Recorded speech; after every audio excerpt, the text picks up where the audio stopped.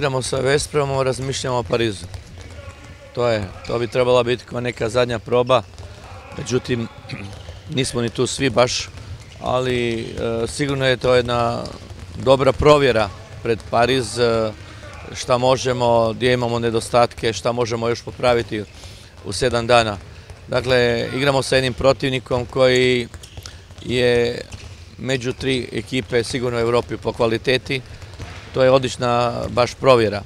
Prema tome očekuje nas vrlo teška utakmica, jer oni su ovdje uvjerljivi sa svima i Vardar ovdje izgubio 8 golova razlike. Znači to je jedna dominacija ekipe koja je igrala u Final Fouru prošle godine, ekipe koja ima velike ambicije ove godine da ide čak daleko do kraja, znači do prvaka Europe.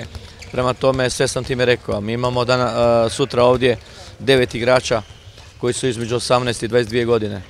Znači nemjerljivo smo mlađi od njih. Imamo tu doduše i Mirku Lovskoga i Kočića i Mitrevskoga kao starije iskusnije, ali uglavnom imamo puno mladih. To će za njih biti jako dobro iskustvo.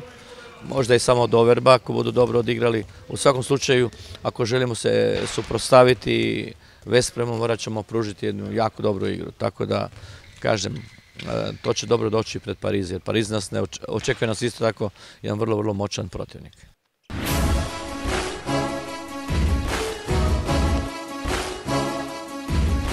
Pa jednu vrlo tešku utakmicu, ja bih rekao, nas čeka.